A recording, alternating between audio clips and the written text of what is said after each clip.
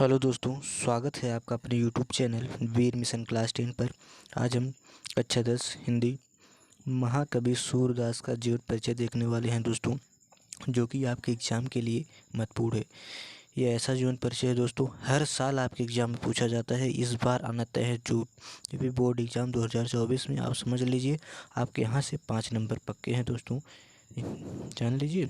तो आइए हम देखते हैं दोस्तों ये कौन है। तो आप इनकी फ़ोटो को देख सकते हैं दोस्तों, कितने अच्छे लग रहे हैं भजन करते हैं दोस्तों। ये है महाकवि सूरदास। ये जान लीजिए ऐसा कौन सा साल नहीं है जो इनका जीवन परिचय नहीं पूछा जाता, ठीक है। तो आइए पहले हम इनके संक्षिप्त परिचय के बारे में जानते हैं दोस्तों, तब इनका हम जीवन परिचय एवं रचना एवं साहित्य परिचय के बारे में जानेंगे। इनका जो नाम है दोस्तों वो सूरदास है, और जन्म जो है दोस्तों इनका 1478 ईस्वी में हुआ था। कब? 1478 ईस्वी में हुआ था। और इनका जो जन्म स्थान है दोस्तों वो रुनकता नामक ग्राम में हुआ था। कहाँ हुआ था? तो रुनकता नामक ग्राम में हुआ था इनका जो दोस्तों इनका जन्म। और इनके पिता का नाम जो दोस्तों था वो रामदास शाश्वत था। क्या था? रामदास शाश्वत। और माता का नाम जो था दोस्तों वो जमुना दास था। क्या था? जमुना दास। उनकी जो मृत्यु हुई थी दोस्तों वो सन 1583 ईस्वी में हुई थी। कब हुई थी? 1583 ईस्वी में हुई थी। ये अष्टचाप एवं भक्ति काल के कवि थे। वेरी वेरी मोस्ट इम्पॉर्टेंट दोस्तों, यह ज़रूर पूछता है कि ये किस काल के कवि थे। तो ये भक्ति काल के कवि थे, इसको याद रखिए दोस्तों। ये आपके एग्जाम के लिए महत्वपूर्ण है कि ये किस काल के कवि थे दोस्तों। तो सूरदास जो थे दोस्तों वो अष्टचाप एवं भक्ति काल के कवि थे। ये किसके भक्त थे दोस्तों? तो ये कृष्ण भगवान के बहुत बड़े भक्त थे, ठीक है। और इनकी जो रचनाएं हैं दोस्तों वो सूर सागर हो गई, सूर सरावली हो गई, साहित्य लहरी, और इन्हें वात्सल्य रस के सम्राट माना जाता है। किसे माना जाता है दोस्तों? तो सूरदास को माना जाता है। अब आइए हम इनके जीवन परिचय के बारे में जान लेते हैं दोस्तों। तो इस महान कवि का जो जन्म हुआ था वो जब हुआ था सन 1478 में हुआ था, यानी कि अष्टचाप के सर्वश्रेष्ठ कवि सूरदास का जन्म सन 1478 ईस्वी को आगरा से मथुरा जाने वाली सड़क के पास रुरकता नामक ग्राम में हुआ था। कुछ विद्वान इनका जन्म स्थान दिल्ली के निकट से ही गाँव में मानते हैं। कहाँ?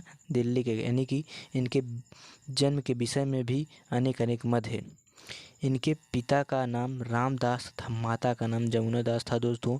सूरदास जन्म से अंधे थे या नहीं, इसके संबंध में अनेक मत हैं, यानी कि अलग अलग विद्वानों के अलग अलग मत हैं कि ये जन्म से अंधे थे कि बाद में अंधे हुए, ठीक है।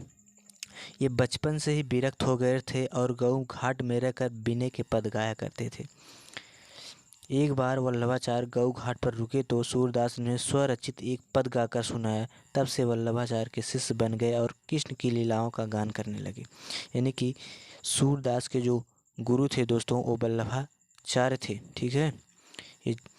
इनकी मृत्यु जो है दोस्तों, इस महान कवि की मृत्यु जो है दोस्तों वो पारसौली यानी गोवर्धन के पास पारसौली ग्राम में सन 1583 ईस्वी के लगभग हुई है, ठीक है।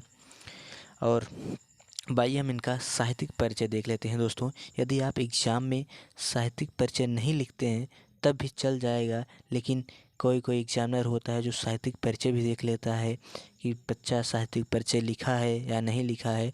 तो आप 2 लाइन याद कर लेते हैं तो और अच्छा होता है कि एग्जामिनर कहीं से आपका नंबर काट ही नहीं पाएगा, ठीक है।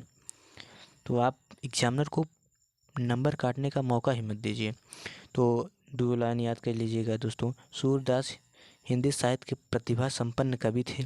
इनको सूर्य की संज्ञा दी गई है। इनका हिंदी साहित्य के किस भक्ति कवि में सर्वोच्च स्थान है? तो हमने पहले ही बताया, एक भगवान श्री कृष्ण के महान भक्त कवि थे, ठीक है। अब आइए हम इनकी रचनाओं के बारे में जानते हैं दोस्तों। इनकी जो रचनाएं हैं वो पहले है सूर सरावली। इनकी एक मात्र प्रामाणिक रचना है। क्या है? प्रामाणिक रचना है। इसमें कुल छंदों की संख्या 1107 है। और अगली जो रचनाएं हैं इनके दोस्तों वो हो गई सूर सागर हो गई, सूर सरावली हो गई, साहित्य लहरी यानी कि साहित्य लहरी हो गई, और सूर सागर हो गई, और जो कि आपकी हमने बताया सूर सरावली। इनकी ये जो 3 रचनाएं हैं दोस्तों बहुत ही फेमस रचनाएं हैं। और इनकी जो भाषा शैली थी दोस्तों वो मुक्तक शैली थी, यानी कि सूरदास मुक्तक शैली के गेय पद लिखते थे। ठीक है दोस्तों, तो आज हमने महान कवि सूरदास के जीवन के परिचय में जाना।